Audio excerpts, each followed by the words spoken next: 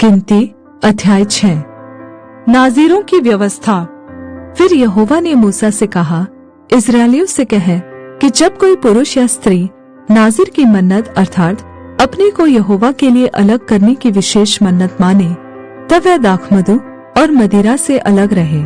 वह न दाखमधु का और न मदिरा का सिरका पिए और न दाख का कुछ रस भी पिए, वरन दाख न खाए, चाहे हरी हो चाहे सूखी। जितने दिन यह अलग रहे उतने दिन तक वह बीज से लेकर छिलके तक जो कुछ दाखलता से उत्पन्न होता है उसमें से कुछ न खाए। फिर जितने दिन उसने अलग रहने की मन्नत मानी हो उतने दिन तक वह अपने सिर पर छुरा न फिराए, और जब तक वे दिन पूरे न हो जिनमें वह यहोवा के लिए अलग रहे, तब तक वह पवित्र ठहरेगा और अपने सिर के बालों को बढ़ाए रहे। जितने दिन वह यहोवा के लिए अलग रहे उतने दिन तक किसी लोथ के पास न जाए, चाहे उसका पिता या माता या भाई या बहन भी मरे तो भी वह उनके कारण अशुद्ध न हो, क्योंकि अपने परमेश्वर के लिए अलग रहने का चिन्ह उसके सिर पर होगा। अपने अलग रहने के सारे दिनों में वह यहोवा के लिए पवित्र ठहरा रहे। यदि कोई उसके पास अचानक मर जाए और उसके अलग रहने का जो चिन्ह उसके सिर पर होगा वह अशुद्ध हो जाए, तो वह शुद्ध होने के दिन अर्थात 7वें दिन अपना सिर मुंडाए, और 8वें दिन वह 2 पंडूक या कबूतरी के 2 बच्चे मिलाप वाले तंबू के द्वार पर याजक के पास ले जाए, और याजक एक को पाप बलि और दूसरे को होम बलि करके उसके लिए प्रायश्चित करे, क्योंकि वह लोथ के कारण पापी ठहरा है।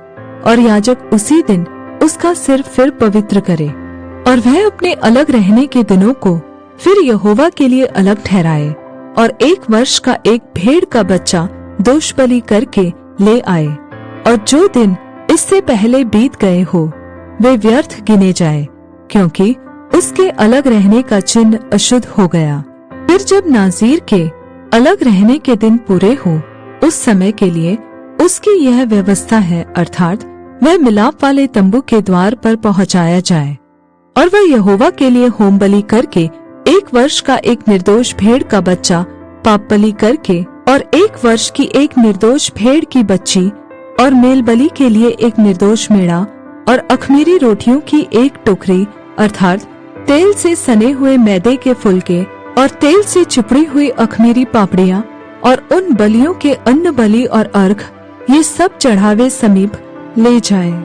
इन सब को याजक यहोवा के सामने पहुंचाकर उसके पाप बलि और होम बलि को चढ़ाए, और अख़मीरी रोटी की टोकरी समेत मेढ़े को यहोवा के लिए मेल बलि करके और उस मेल बलि के अन्न बलि और अर्घ को भी चढ़ाए। तब नाज़ीर अपने अलग रहने के चिन्ह वाले सिर को मिलाप वाले तंबू के द्वार पर मुंडाकर अपने बालों को उस आग पर डाल दे जो मेल बलि के नीचे होगी। फिर जब नाज़ीर अपने अलग रहने के चिन्ह वाले सिर को मुंडा चुके, तब याजक मेढ़े को पकाया हुआ कंधा और टोकरी में से 1 अख़मीरी रोटी और 1 अख़मीरी पापड़ी लेकर नाज़ीर के हाथों पर धर दे, और याजक इनको हिलाने की भेंट करके यहोवा के सामने हिलाए। हिलाई हुई छाती और उठाई हुई जांघ समेत ये भी याजक के लिए पवित्र ठहरे। इसके बाद वह नाज़ीर दाखमधु पी सकेगा। नाज़ीर की मन्नत की और जो चढ़ावा उसको अपने अलग होने के कारण यहोवा के लिए चढ़ाना होगा उसकी भी यही व्यवस्था है। जो चढ़ावा वह अपनी पूंजी के अनुसार चढ़ा सके, उससे अधिक जैसी मन्नत उसने मानी हो वैसे ही अपने अलग रहने की व्यवस्था के अनुसार उसे करना होगा। याजक का आशीर्वाद। फिर यहोवा ने मूसा से कहा, हारून और उसके पुत्रों से कह कि तुम इस्राएलियों को इन वचनों से आशीर्वाद दिया करना। यहोवा तुझे आशीष दे और तेरी रक्षा करे। यहोवा तुझ पर अपने मुख का प्रकाश चमकाए और तुझ पर अनुग्रह करे। यहोवा अपना मुख तेरी ओर करे और तुझे शांति दे।